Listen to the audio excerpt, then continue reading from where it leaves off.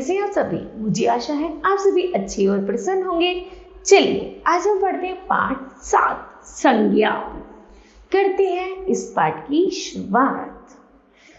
जैसे बच्चों आप देख रहे हैं यहाँ पर 2 बच्चे हैं जो आपस में पतंग उड़ा रहे हैं। चलिए पढ़ते हैं। रोहन, कैसे हो? बहुत दिनों बाद दिखाई दिए। उसने कहा, हाँ विकास, हम गर्मी की छुट्टियों में दिल्ली गए थे। ये कहते हैं, तुम किसके साथ दिल्ली गए थे? उसने कहा, मैं अपने माता पिताजी व छोटे भाई के साथ गया था। फिर यही कहता है, वहाँ मौसम कैसा था? मैं कहते हैं, वहाँ का मौसम बहुत अच्छा था। ऐसे मौसम में पतंग उड़ाने का मजा ही कुछ और है। उपयुक्त बातचीत में आप ध्यान दीजिए कि रंगीन शब्द किसी न किसी के नाम को प्रकट कर रहे हैं। आप देखते हैं यहाँ किस किस के नाम दिए गए हैं। जैसे रोहन और विकास का नाम क्या है? प्राणियों के नाम है। दिल्ली स्थान का नाम है। पतंग वस्तु का नाम है। मौसम भाव का नाम है। ठीक है, अर्थात ये सभी नाम है, ये नाम ही संज्ञा है। इन नामों से ही प्रत्येक प्राणी वस्तु आदि की पहचान होती है। ठीक है, चलिए जानते हैं परिभाषा के माध्यम से। किसी व्यक्ति, वस्तु, स्थान तथा भाव के नाम को संज्ञा कहते हैं। ठीक, संज्ञा की भेद। संज्ञा के 3 भेद होते हैं: व्यक्तिवाचक संज्ञा, जातिवाचक संज्ञा और भाववाचक संज्ञा। पहला है व्यक्तिवाचक संज्ञा। जिस शब्द से किसी विशेष व्यक्ति, वस्तु अथवा स्थान का बोध हो उसे व्यक्तिवाचक संज्ञा कहते हैं। जैसे मेरा मित्र विवान अमेरिका से भारत घूमने आया है। भारत में वह दिल्ली स्थित हमारे निवास स्थान पर ठहरेगा। सबसे पहले दिल्ली में उसने कमल मंदिर, नेहरू तारामंडल, कुतुब मीनार, बाल भवन की सैर की। इंडिया गेट, लाल किला, विज्ञान भवन घूमकर भी उसे बहुत आनंद आया।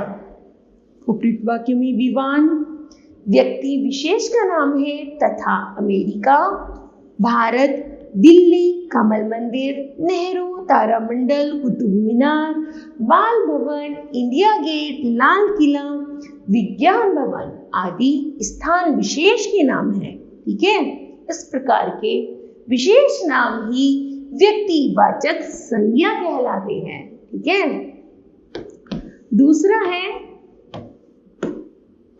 जातिवाचक संज्ञा। जिस संज्ञा शब्द से किसी संपूर्ण जाति का बोध होता है उसे जातिवाचक संज्ञा कहते हैं। जैसे आज हम दोनों भाई बहन अपने माता पिताजी के साथ चिड़ियाघर देखने गए थे। वहाँ हमने बहुत सारे जानवर तथा सुंदर सुंदर पक्षी देखे। रंग बिरंगी चिड़िया बहुत प्यारी लग रही थी। शेर की दहाड़ सुनकर हम डर गए। खरगोश गाजर कुतरते हुए बहुत फुर्तीले लग रहे थे।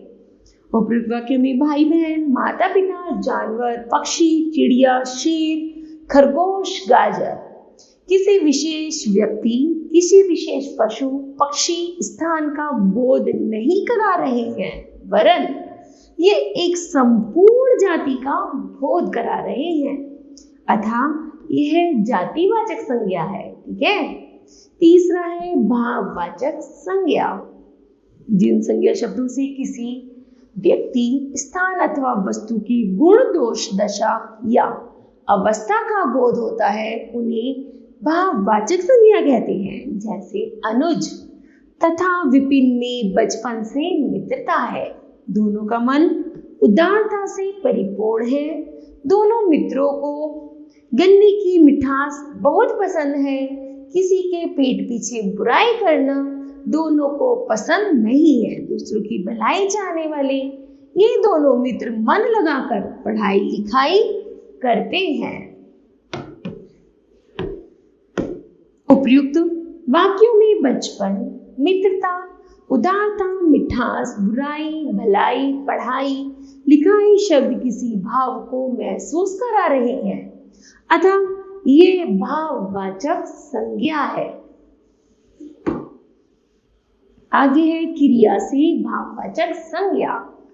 उड़ना, उड़ना का उड़ान, मिलना का मिलाप, जागना का जागरण, बचना का बचाव, उतरना का उतार, चमकना का चमक, चलना का चाल, थकना का थकान।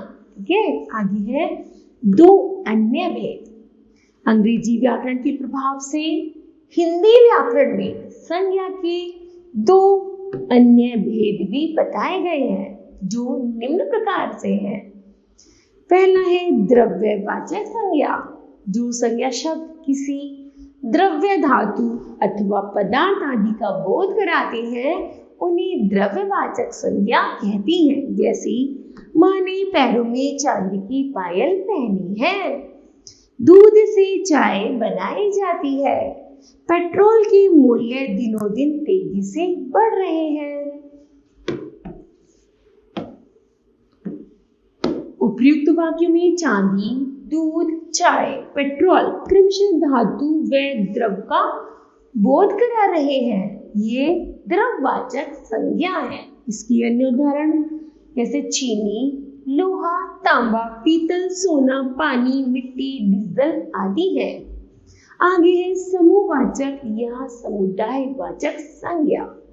जो संज्ञा शब्द एक जाति के व्यक्तियों, प्राणियों, वस्तुओं आदि के समूह अथवा समुदाय आदि का बोध कराते हैं उन्हें समूहवाचक अथवा समुदायवाचक संज्ञा कहते हैं। जैसे ये अंगूर का गुच्छा है, दूसरा लकड़ियों का गट्ठर भारी है, मेले में बहुत भीड़ थी।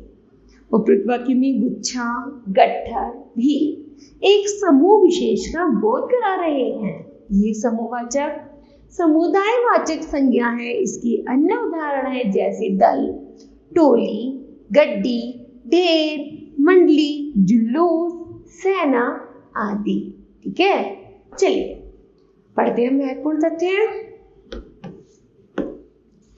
किसी व्यक्ति, वस्तु, स्थान अथवा भाग के नाम को संज्ञा कहते हैं। संज्ञा के तीन भेद होते हैं, व्यक्तिवाचक संज्ञा, जातिवाचक संज्ञा व भाववाचक संज्ञा।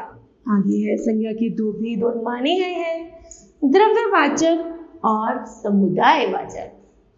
भाववाचक संज्ञा का निर्माण संज्ञा, सर्वनाम, विशेषण व क्रिया शब्दों से किया जाता है। ठीक है, तो मुझे आशा है बच्चों यह पाठ आपको समझ आया होगा। धन्यवाद।